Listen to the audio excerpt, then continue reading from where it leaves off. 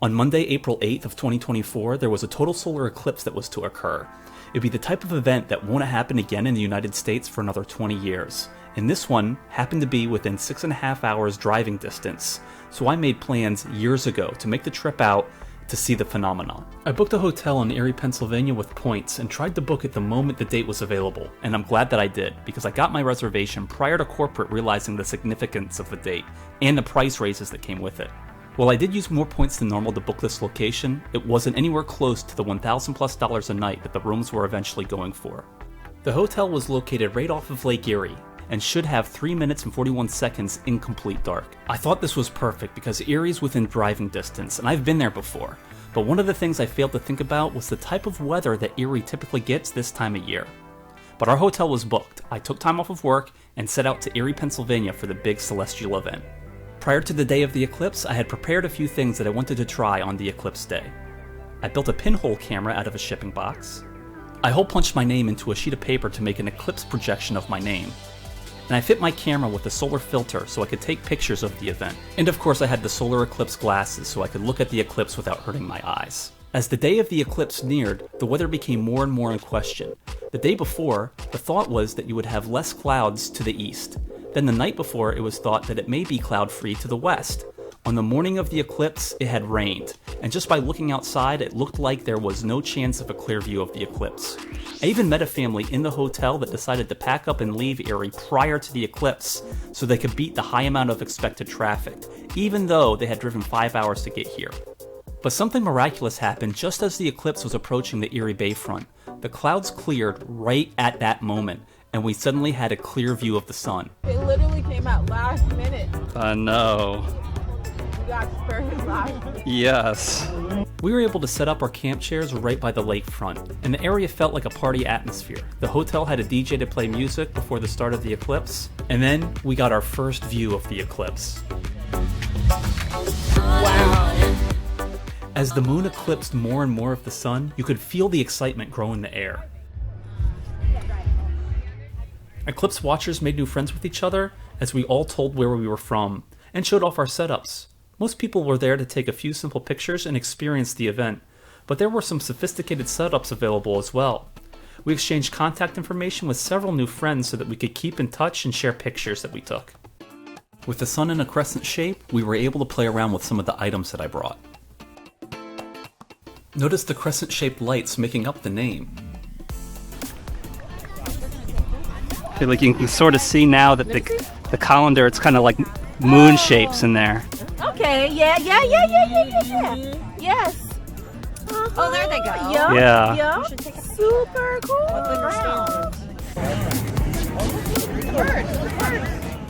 As the sun appeared to get dimmer, we noticed that the birds began to get confused and left the water to go to their nests.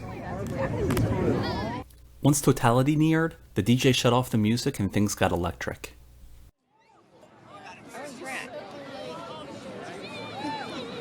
From another world, like. Yes. Did you ever see Fringe? The series? Yeah. It looks like nighttime or something. Oh my god, Shereen, look at this. There's a plane going by right now.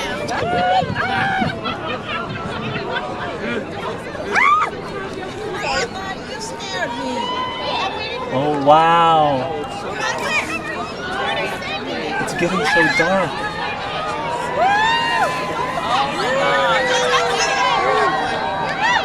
Are you filming?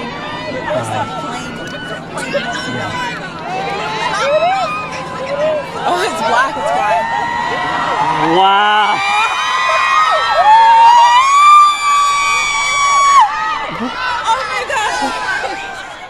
It's really hard to describe the transition into Totality, and even harder to film. The filter for viewing the eclipse needs to be taken off the camera once Totality hits. And even then, what the camera picks up can't capture the way it looks to the eye. Oh my gosh. There it is. Wow. Oh my gosh.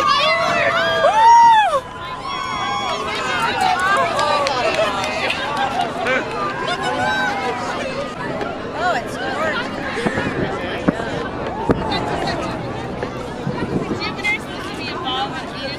Supposed to be to the upper. Wow, that's amazing. It's hard to describe it. You can't even take a picture of it, right? Yeah. You can see like little flares popping up. I know. You see the little flare, especially the bottom, just shooting out. Yeah. Grant, are you getting all this? Yeah. I can't believe this. This is 3 o'clock. Oh my god. It's stunning. Wow. Isn't all the birds? Mom, let me see. They're so confused. Oh my gosh. This is amazing. Yeah. Diamond ring. Diamond ring. Oh my gosh. Wow. Oh wow. Look at it, it's just the tiniest bit. Oh my gosh. Wow. Amazing. The transition from totality back to having a sliver of the sun show was possibly the most impressive visual of the eclipse to me, as the shape temporarily appeared like a diamond ring. The camera here does not do it justice, not even close. I gotta Is it out of focus? the filter needs to go back on it.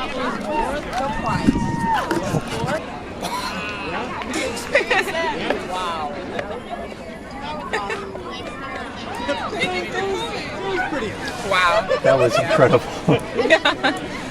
That was definitely worth seeing. Yeah. Having just a sliver of the sun back makes it feel like it's daytime again. It really feels like the difference between 99% eclipse and totality is night and day. Back out so fast. I guess not really. Not if you look at it, yeah, it's not really. It just that's the big that's the difference between a little bit of sun and no sun. Right.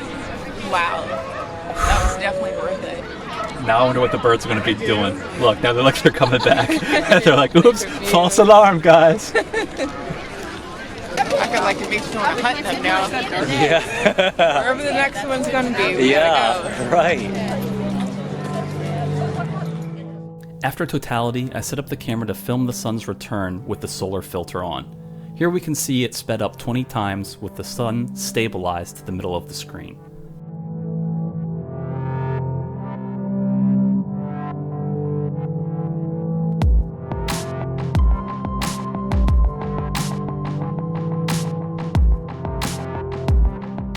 But eventually the clouds returned, making the view hazy, so I shut off the camera. It's really hard to explain what the experience is like without being there, but I think if you talk to anyone that's been to one, you'll get a sense for how amazing it is.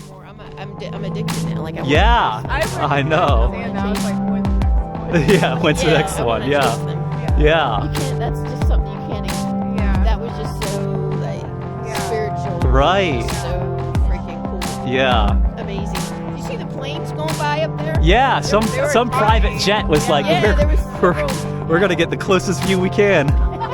Like, we don't care if there's clouds, we're going above them. Exactly. Yeah. Yeah. One thing that we also experienced was a temperature dip while the eclipse hit, which makes sense since we didn't have direct sunlight. It was also fun to see the birds return to the lake a bit confused as to what happened. I can't believe it. Yeah. Started like They left that way, and then the sun came out and like, oh, now they're coming back. They're like, oops, we don't know what happened. What is going on? Yeah. Another thing that I noticed during the eclipse, photos that were taken that included some lens flare had the lens flare shaped like crescent shapes instead of the circles that you would normally see with the lens flare effects. Oh my god. It's stunning.